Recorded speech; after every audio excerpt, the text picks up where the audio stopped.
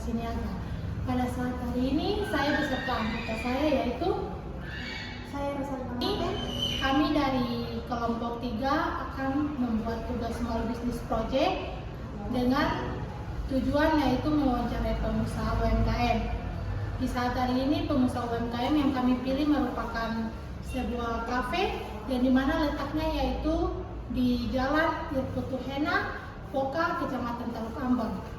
Di samping saya terdapat manajer dari Kafe Percaya Kopi bernama Pauta. Di Kafe Percaya Kopi merupakan kedai kopi yang dibuka pada tahun 2024 yang beralamat di Jalan Irputu Hena, Poka, Kecamatan Teluk Ambon, yang memiliki cabang salah satunya yaitu di Bandara Patimura Ambon. Karyawan di Kafe Percaya Kopi berjumlah 9 orang. Pada saat hari ini saya selaku teman saya akan membuka topik wawancara bersama manajer Kafe Percaya Kopi. Baik, Pak. Selamat sore. Terima kasih atas kesempatan yang diberikan kepada kami. Di sini kami akan mewawancarai Pak dengan 6 pertanyaan.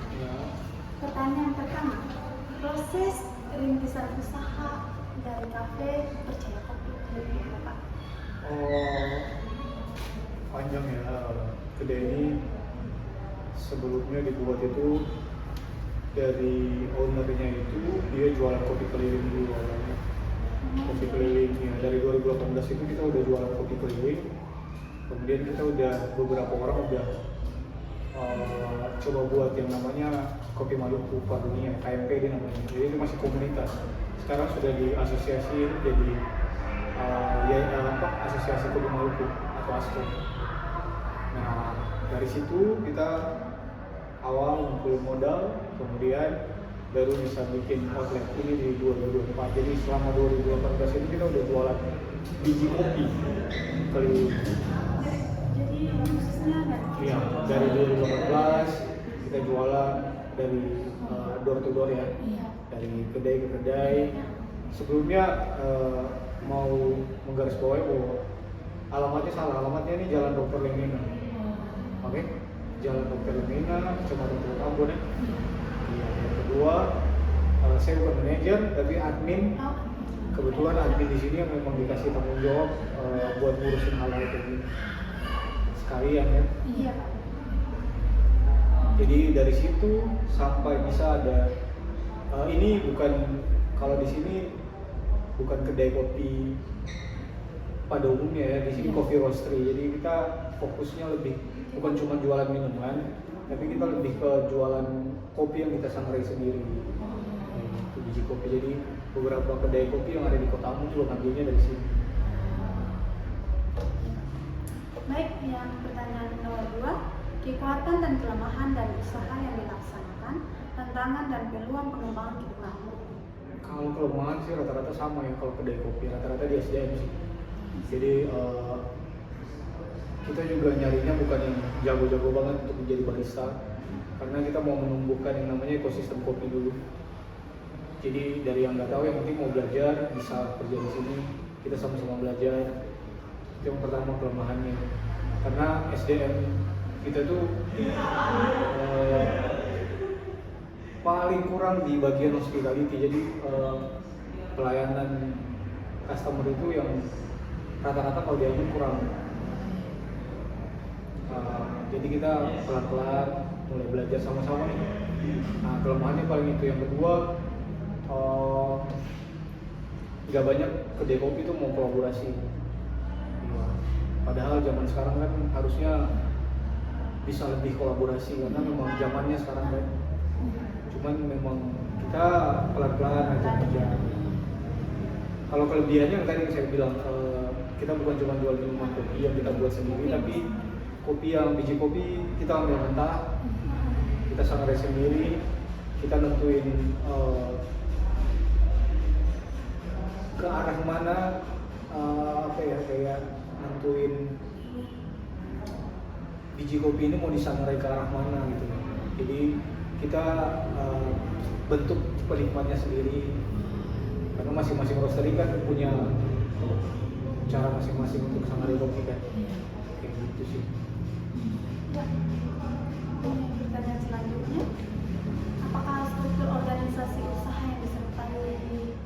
deskripsi tugas. Nah, Iya, kalau kita sih nggak kayak badan usaha atau apa, tapi memang strukturnya tetap ada. Yang paling tinggi kan owner, Iya, Pak. owner, kemudian ada namanya admin, baru dia turun ke roastery, dia orang yang sangrai, dia baru dia ada lagi namanya barista. Nah itu barista kan yang buat kopi kan. Kalau orang sangrai yang bikin, yang goreng biji kopinya, kalau barista yang nyeduh kopinya. Iya, nyeduh kopinya itu barista. Baru nanti ada kitchen. Kalau job desk-nya ya masing-masing tadi kan. Kalau owner ya punya admin ngurusin Instagram sama ngurusin semua hal eksternal internalnya. Kemudian barista yang nyeduh, roastery yang sangrai kopi. Jadi ada prosesnya tuh. Jadi kopi mentah disangrai dulu, kopi mentah dibeli dulu, kemudian disangrai. Setelah disangrai didiamin dulu, ada namanya masa resting. Kopi itu nggak bisa langsung diminum. Ya ada 14 hari harus didiamin dulu, namanya masa resting ya. Biar dia maksimal, baru di kasih ke barista, baru barista yang nyeduh. Dan pemodalan atau biaya besar dari kopi. Kalau tadi kan sudah dimulai dengan kita kan dari 2018 tuh. Nah, memang pemodalannya dari kelompok sendiri gitu kan. Ya, jadi karena kita usahanya dari bawah, kemudian kita pelan-pelan baru bisa nyoba outlet 2024. Upaya pengembangan dan pembinaan usaha. Kalau upaya pengembangan sebentar kita tutup kan jam 5 nih. Nah itu kita ada kelas sebentar. Kebetulan ada apa ya? Kalau di bidang kopi itu namanya Q grader. Nah dia yang biasanya melatih sensori. Kalau di barista itu setiap hari itu harus namanya kalibrasi. Nah kalau buka toko itu nggak bisa langsung buka aja. Kopi itu harus dikalibrasi dulu. Biar tiap hari itu rasanya sama. Karena kan kalau biji kopinya habis, ganti lagi, harus kalibrasi lagi, gitu. Biar rasanya tetap sama. Kayak gitu kan? Iya, Pak. Mungkin pertanyaan terakhir dari kami, kemitraan yang dibangun selama usaha. Kalau kemitraan yang dibangun selama usaha paling kita di sini juga kan menanam biji kopi kan. Nah, kita juga nanam. Paling awal itu kita nanam di bandar. Yang paling terakhir ini kita nanam di Hitu. Jadi kemitraan kita paling sama petani untuk budidaya kopi Maluku. Kemudian kemitraan kita sama vendor, misalnya UHT, kemudian primer, bahan-bahan produksi, iya kan? Kemudian kemitraan juga sama kedai-kedai kopi yang lain, karena mereka juga ngambil biji kopi di sini. Kita rawat hubungan baik, karena itu memang kemitraan kan. Iya. Terus yang paling utama kita kemitraan sama konsumen. Iya, jadi misi kita itu bukan cuma sekali datang, kalau bisa datang lagi. Iya. Iya kan? Karena di sini juga dasarnya kan keluarga, kita juga pegawai juga didasari sama itu kan. Jadi ya seperti itu kemitraan. Jadi ada kemitraan sama konsumen, ada kemitraan sama vendor, ada sama petaninya, kemudian ada sama kedai kopi yang lain. Oke. Ya, mungkin itu saja pertanyaan dari kami selanjutnya. Oke, silakan. Ya, sekian wawancara kami pada hari ini. Untuk itu saya berterima kasih kepada Pak Uta yang telah meluangkan waktu untuk diwawancari mengenai usaha UMKM.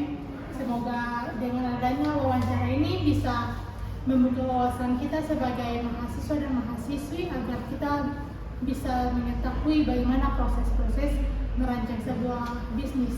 Dan dari wawancara singkat bisa kita lihat bahwa banyak hal yang dapat diambil pesan moral, mulai dari bagaimana prosesnya yang berjualan dari kedai ke kedai, kemudian bagaimana mereka mengumpulkan semua itu dan ya seperti inilah hasilnya, yaitu kedai kopi yang mempunyai bahkan sudah mempunyai cabang juga.